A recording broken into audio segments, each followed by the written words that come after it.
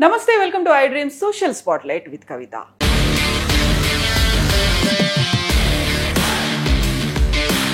కర్ణాటకలో ఉన్నటువంటి ధర్మస్థల గురించి ఇప్పుడు దేశమంతా మాట్లాడుకుంటోంది. రోజుకొక ట్విస్ట్ అయితే బయటపడుతోంది. యాక్చువల్గా వందల సంఖ్యలో శవాలున్నాయి, మాస్ బరియల్ అన్నదానికి ఇప్పటికైతే రుజువులు దొరకలేదు, ఆనవాళ్లు కనిపించట్లేదు.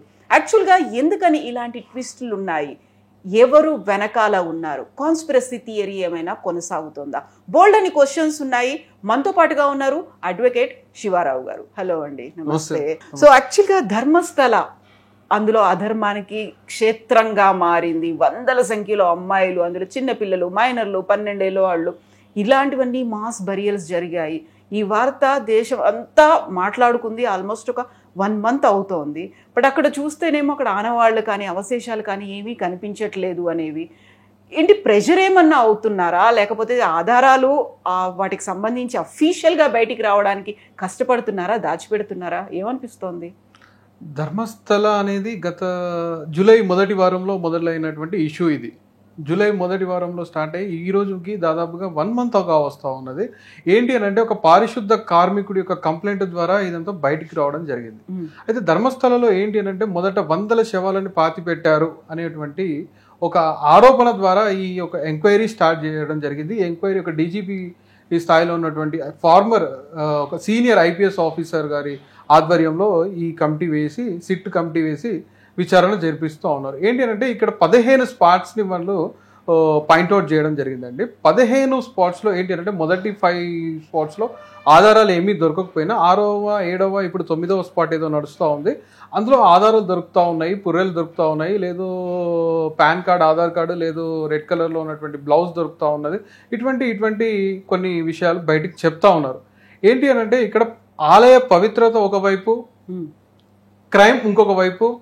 ఈ క్రైమ్లో ముఖ్యంగా చూసుకున్నట్లయితే ఆడపిల్లల శవాలు, అందులో స్కూల్ పిల్లల శవాలు, అవి పూర్తిగా నగ్నంగా ఉండడం, వాటిని పూడ్చిపెట్టడము, బరేల్ చేయడం అనేటువంటి ఆరోపణ ఏంటి అంటే, ఒక కర్ణాటకనే కాకుండా, ఒక రాష్ట్రాన్నే కాకుండా ఒక దేశాన్ని, ఈ దేశాన్నే ఈరోజు ఒక క్వశ్చన్ మార్క్ లో నిలబెట్టేటువంటి పరిస్థితి. అసలు ఏం జరిగింది నిజంగా? ఇంత మాట్లాడుకుంటాం మనం ఆడపిల్లల రక్షణ, ఆడపిల్లలకి చట్టాలు అని చెప్పేసి.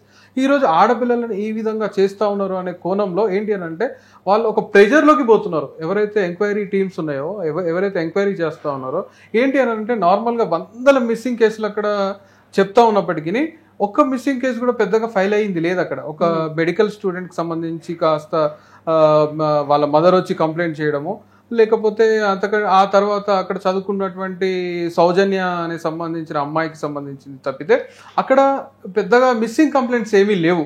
నిజంగా అలాంటిది ఏదైనా జరిగితే లేకపోతే ఎక్కడైనా మిస్ అయ్యి ఉన్నారా, వాళ్ళని ఇక్కడికి తీసుకొచ్చి ఈ విధంగా బరేల్ చేయడం జరిగిందా అనే కోణంలో వాళ్ళు ఎంక్వైరీ చేస్తూ ఉన్నప్పుడు ఇది నిజంగా పోలీస్ డిపార్ట్మెంట్కి ఒక ఛాలెంజింగ్ ఎంక్వైరీ. ఇది అంత ఈజీ ఎంక్వైరీ ఏమి కాదు. ఎందుకంటే 10 సంవత్సరాల క్రితం నార్మల్గా 1 or 2 yearsలోనే బాడీ అనేది కంప్లీట్గా పాడైపోవడం జరుగుతుంది.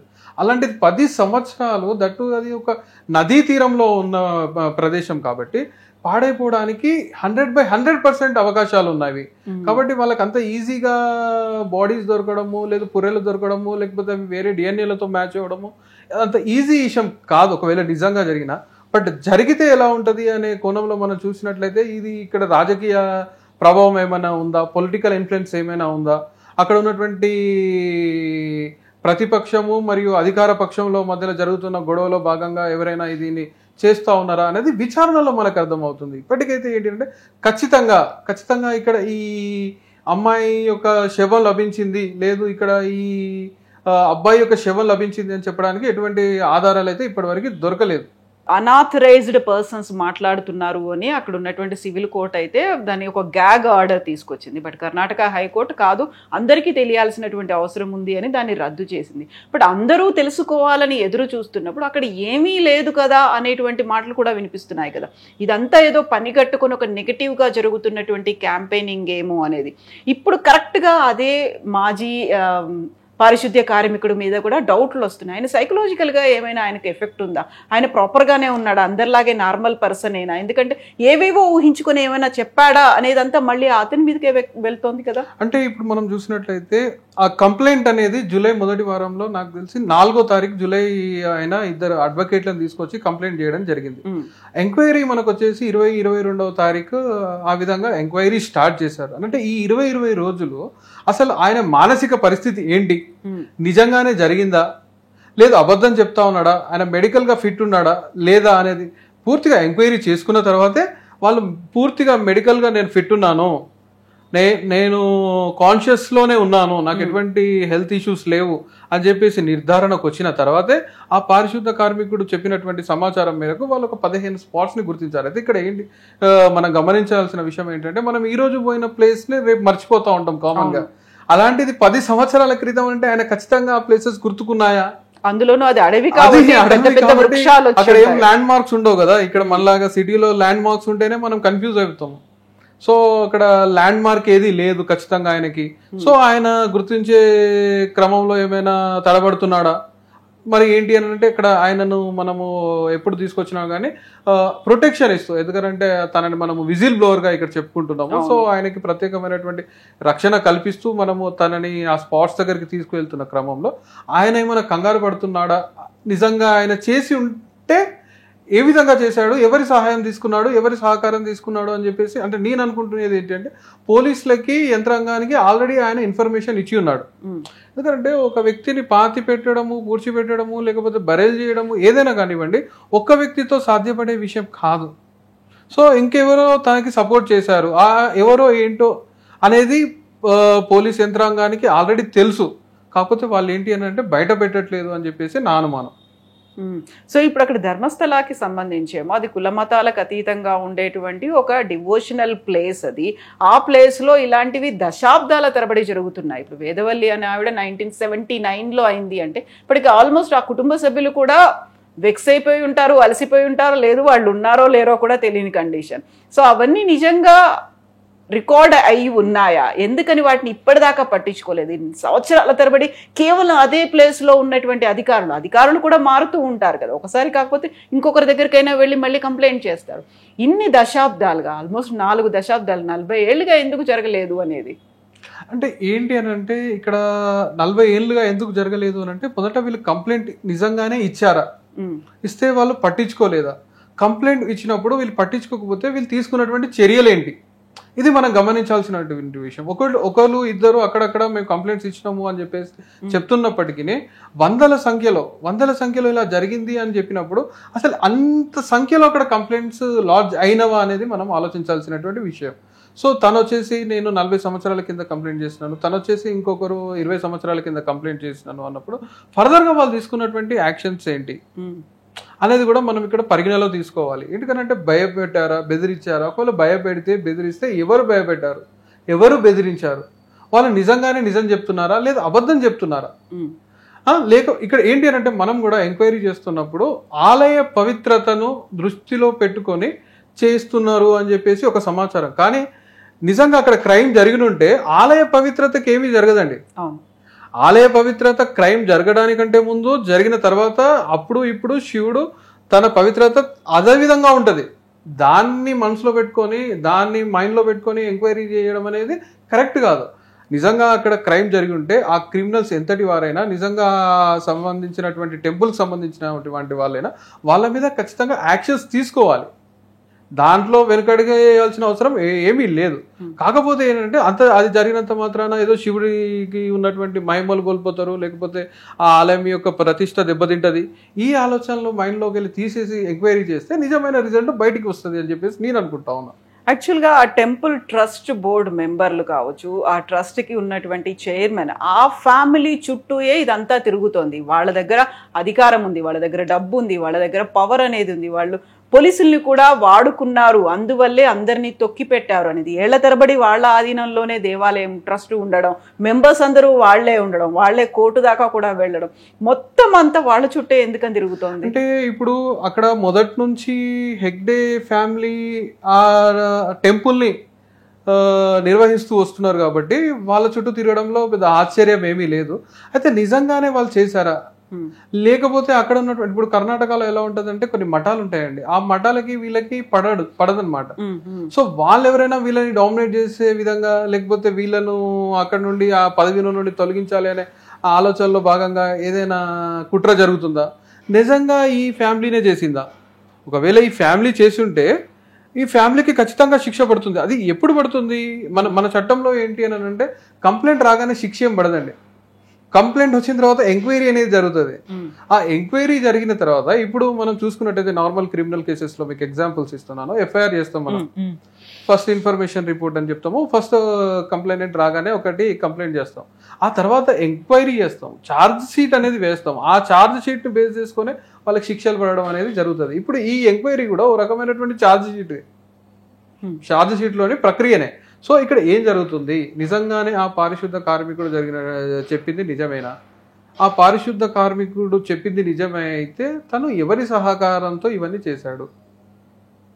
అంటే ఇప్పుడు ఒక వ్యక్తితో అయితే పూడ్చడం ఇవన్నీ జరుగుతుంది అని చెప్పేసి అనుకోము. ఒకటి ఏంటి అని అంటే మనం గమనించాల్సిన విషయము, ఆ ప్లేస్ ఏదైతే ఉందో అది అటవీ ప్రాంతమే అయి ఉండొచ్చు కాక, కానీ ఆ ప్లేస్లో కొన్ని వందల మంది రెగ్యులర్గా విజిట్ చేస్తూ ఉంటారు.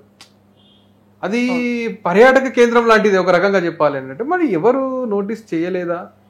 అక్కడ ఎవరైనా నోటీస్ చేసిన వాళ్ళు సాక్ష్యం చెప్పడానికి ముందుకు వస్తున్నారా? అసలు మరి ఎవరికి అరుపులు కేకలు వినపడలేదా?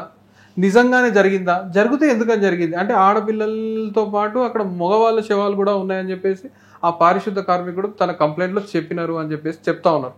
అంటే ఇది క్షుద్ర పూజలు లేకపోతే అతీత శక్తులు వస్తాయని ఎవరైనా చేశారా, లేకపోతే అమాయకులైనటువంటి ఆడపిల్లను అనుభవించాలి అన్నటువంటి ఒక దుర్మార్గపు కోరికతో ఈ విధంగా చేశారా ఏంటి అనేది ఏదేమైనప్పటికీ మనం అధికారంలో ఉన్నటువంటి వ్యక్తి మీద మనము నిందలు ఊరికేనే వేయలేము.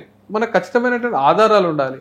సో ఆధారాల కొరకు యంత్రాంగము, పోలీసు వాళ్ళు అంటే ఇక్కడ కొంత ఏంటి అని అంటే నార్మల్ ఎంక్వైరీస్లోనే ఇన్ఫ్లుయెన్స్ ఉంటుంది, వాళ్ళకి స్ట్రెస్ అనేది ఉంటుంది. సో ఇక్కడ ఏంటి అని అంటే ఒక బీజేపీ ఎంపీ లేకపోతే రాజ్యసభ మెంబరు లేకపోతే ఒక డబ్బు ఉన్నటువంటి వ్యక్తి అన్నప్పుడు అక్కడ కొంత ఇన్ఫ్లుయెన్స్ ఉండే అవకాశం ఉంది. అట్ ద సేమ్ టైం ఏంటి అని అంటే అక్కడ ఇప్పుడు ఉన్నటువంటి రాజకీయ పరిణామాలు తీసుకుంటే మొదటిసారిగా ఒక డిఫరెంట్గా ఏంటి అని అంటే రెగ్యులర్గా ఉండేటువంటి కమ్యూనిటీస్లో కాకుండా ఒక వేరే కమ్యూనిటీ నుంచి వచ్చినటువంటి వ్యక్తి అంటే ఇప్పుడు ఒక లింగాయత్ ఈ కమ్యూనిటీస్లో ఏమంటారు రెగ్యులర్గా మేమంటే మేము ముఖ్యమంత్రులం కావాలి, మేమంటే మేము అధికారంలో ఉండాలి అని చెప్పేసి ఆలోచన ఉంటుంది. సో ఇప్పుడు అక్కడ ఉన్నటువంటి ముఖ్యమంత్రి గారు ఈ రెండు కమ్యూనిటీస్ని కాకుండా ఒక బలహీన సామాజిక వర్గాన్ని రిప్రజెంట్ చేస్తున్నటువంటి వ్యక్తి తనను గద్దెదించే ప్రయత్నం ఏమైనా చేస్తూ ఉన్నారా? లేకపోతే వీళ్ళు అధికార పార్టీలో ఉన్నటువంటి వీళ్ళు అక్కడ ఉన్నటువంటి ప్రతిపక్షాన్ని మళ్ళీ అధికారంలో రాకుండా ఉండే విధంగా వాళ్ళని డ్యామేజ్ చేసే విధంగా వాళ్ళని బ్లేమ్ చేసే విధంగా ఏమైనా చేస్తున్నారా? ఇది రాజకీయ కుట్ర ఉందా? లేకపోతే మన యొక్క హిందూ టెంపుల్స్ మన సనాతన ధర్మం మీద దాడి జరుగుతుందా, లేకపోతే నిజంగానే జరిగిందా? ఇన్ని అంశాలను ఒక్కసారి మైండ్లో తీసుకొని ఎంక్వైరీ చేయడం అనేది అది ఎంత సీనియర్ ఐపీఎస్ ఆఫీసర్ అయినా తను మనిషే కాబట్టి తనకి ప్రెజర్ ఉంటుంది. సో ఆ ప్రెజర్లో వర్క్ చేస్తున్నప్పుడు కొంత ఆలస్యం అవుతుంది. సో మనం ఏంటి అని అంటే ఈ మీడియా ఛానల్స్ కావచ్చు లేకపోతే ఇంకోటి కావచ్చు ఇక్కడ ఏంటి అని అంటే కోర్టులు కూడా ట్రాన్స్పరెన్సీ అనేది చాలా ముఖ్యం. ఏం జరిగినా ఎప్పుడు దాయాల్సిన అవసరం లేదండి. మన దగ్గర ట్రాన్స్పరెంట్గా ఎంక్వైరీ జరుగుతుంది, ట్రాన్స్పరెన్సీ ఉంది. జనాలు కూడా తప్పుగా అనుకోకూడదు. ఏంటంటే దేవుడి ఆలయాల పేరు మీద దేవుడి పేరు మీద ఇక్కడ ఆడపిల్లల మీద అత్యాచారాలు జరుగుతున్నాయి, కేవలము అక్కడ దేవుడు అనే నెపంతోనే వాళ్ళను మనం రక్షిస్తున్నాము అని చెప్పేసి అనుకుంటారనే ఆలోచనతోనే అక్కడ ఎవరైనా వెళ్ళొచ్చు. ఎందుకంటే ఇప్పుడు దాదాపుగా 9,000 దాకా వీడియోస్ అక్కడ ఇప్పుడు ఎవరైతే చిత్రీకరించారో 9,000 వీడియోస్ ఇప్పటివరకు డిలీట్ చేసింది. సో ఇలాంటి కోణంలో ఏంటి అని అంటే ఓకే ఎవరైనా వెళ్ళండి ఎంక్వైరీ చేయండి అని చెప్పేసి కోర్టులు కూడా మళ్ళీ ఒకసారి ఆలోచించారు. సో ఇప్పుడు కంక్లూడింగ్ గా ఒక ఈ సస్పెన్స్ లేకపోతే ఒక మిస్టరీ అనేది ఉంది కదా, అది బయటకు వస్తుందంటారా? ఖచ్చితంగా నిజంగా చిత్తశుద్ధితో ఎంక్వైరీ చేస్తే 10 సంవత్సరాలు కాదు, 20 సంవత్సరాలు కాదు, 100 సంవత్సరాలైనా టెక్నాలజీ ఫోరెన్సిక్ డిపార్ట్మెంట్ అనేది చాలా స్ట్రాంగ్గా ఉంది, ప్రాబ్లం ఏమీ లేదు. కాకపోతే ఏంటంటే ప్రెజర్లో ఎంక్వైరీ చేయకుండా ఇన్ఫ్లుయెన్స్ వచ్చింది అని చెప్పేసి ఆపకుండా నిజంగా పోలీసు వారు తలుచుకుంటే దేనైనా ఛేదించగల శక్తి సామర్థ్యాలు ఒక ఐపీఎస్కి కాదు కానిస్టేబుల్ దగ్గర కూడా ఉంటాయి. కాకపోతే ఎప్పుడైతే వాళ్ళ మీద ఇన్ఫ్లుయెన్స్ వస్తుందో వాళ్ళు ఆగిపోతూ ఉంటారు. సో వాళ్ళు ఎటువంటి ఇన్ఫ్లుయెన్స్కి లొంగకుండా వాళ్ళు సిన్సియర్గా నిజంగా ఇప్పుడు వాళ్ళు చేస్తున్నది ఏంటి అని అంటే మనం ఒక విషయం చెప్దాము. ఇక్కడ ఏంటి అని అంటే మళ్ళీ చెప్తా ఉన్నాను నేను, గుడిని ఆలయాన్ని దాని విశిష్టతను ఈ క్రైమ్ ఇన్వెస్టిగేషన్లోకి తీసుకోకుండా ఉండాలి. ఎందుకంటే మనము భగవద్గీతలో చూసుకున్నట్లయితే, మన పురాణాలలో చూసుకున్నట్లయితే శ్రీకృష్ణుడు ద్రౌపది మీద జరిగినటువంటి చర్యలో భాగంగా దానికి సంబంధించి ఆ మహాభారత యుద్ధమే జరిగింది. సో తను అక్కడ క్షమించలేదు. సో ఇక్కడే కూడా ఆడవాళ్ళ మీద దాడి జరిగినప్పుడు ఖచ్చితంగా ఇప్పుడు ఏంటి అంటే ఇంత ఎంక్వైరీ జరుగుతూ ఉన్నది, ఇంత జరుగుతుంది. ఒక రాష్ట్రమే కాకుండా దేశమంతా వేచి చూస్తూ ఉన్నది. దేశమే కాక విదేశాలలో ఉన్నటువంటి వాళ్ళు కూడా అసలు ఏం జరుగుతుంది భారతదేశంలో అని చెప్పేసి వేచి చూస్తున్న పరిస్థితిలో ఇటువంటి ఇది ధర్మాన్ని ప్లస్ ఈ ఆలయ పవిత్రతను క్రైమ్ ఇన్వెస్టిగేషన్లో ఇన్వాల్వ్ చేయకుండా అది ఒక క్రైమ్ లాగానే వీళ్ళు దాన్ని ఇన్వెస్టిగేట్ చేసినప్పుడు ఖచ్చితమైన రిజల్ట్ బయటకు వస్తుంది. బట్ దానికైతే ఇంకా టైం పడుతుంది, ఖచ్చితంగా టైం పడుతుంది. తొందరపడదండి ఇక్కడ. ఎందుకంటే ఆల్రెడీ 10-20 సంవత్సరాలు గడిచింది. తొందరపడితే మనము అనుకున్న రిజల్ట్ ని మనం అచీవ్ చేయలేము, ఒక కంక్లూడింగ్ పాయింట్ కి రాలేము. సో ఏంటి అని అంటే రేపు పొద్దుగాల మనం అక్కడ ఏమీ జరగలేదని చెప్తే ఒక వర్గం ఏం చెప్తుంది అని అంటే హిందువులకి సపోర్ట్గా ఈ ప్రభుత్వాలు ఇట్లా మాట్లాడుతున్నాయి అంటారు. లేదు అక్కడ ఏదైనా జరిగింది అని అంటే ఇంకో వర్గం వచ్చేసి ఒక కమ్యూనిటీని బ్లేమ్ చేయాలి అనే కోణంలో చేస్తూ ఉన్నారని ఇది చెప్తారు. కాబట్టి మనం పూర్తి ఆధారాలను వెలికి తీసిన తర్వాతే వాళ్ళు చెప్తారు అనే విధంగా వాళ్ళు ఎంక్వైరీ చేస్తూ ఉన్నారు. వాళ్ళ మీద ప్రెజర్స్ ఉండవని నేను అనట్లేదు, ఉంటాయి ఖచ్చితంగా. ఆ ప్రెజర్స్కి లొంగకుండా వాళ్ళు ఎంక్వైరీ చేసినప్పుడు ది బెస్ట్ రిజల్ట్ మనకి కనబడుతుంది. ఎస్ అండి, thank you so much Shivarao గారు. థ్యాంక్ యూ అండి. నిజంగా ప్రస్తుతం ఉన్నటువంటి సమాజం దేనికి ప్రయారిటీ ఇస్తుంది? ఆర్థిక సంబంధాల చుట్టూ మాత్రమే తిరుగుతుంది. మళ్ళీ ఎన్నికలంగానే చాలా విరక్తి కలుగుతాం. మంచి అనిపిస్తుంది కదా, లేడీస్ కూడా ఛాలెంజింగ్ జాబ్స్ చేసినప్పుడు చాలా బాగుంటది. ట్రాఫిక్ అసిస్టెంట్స్ గా నియమించిన ట్రాన్స్జెండర్స్ అందరితో సాల్యూట్ చేయించుకుంటున్నారు. ఫుడ్ డెలివరీ ఇవ్వటానికి వెళ్ళినటువంటి డెలివరీ బాయ్ అనిల్ పై కళ్ళ ముందు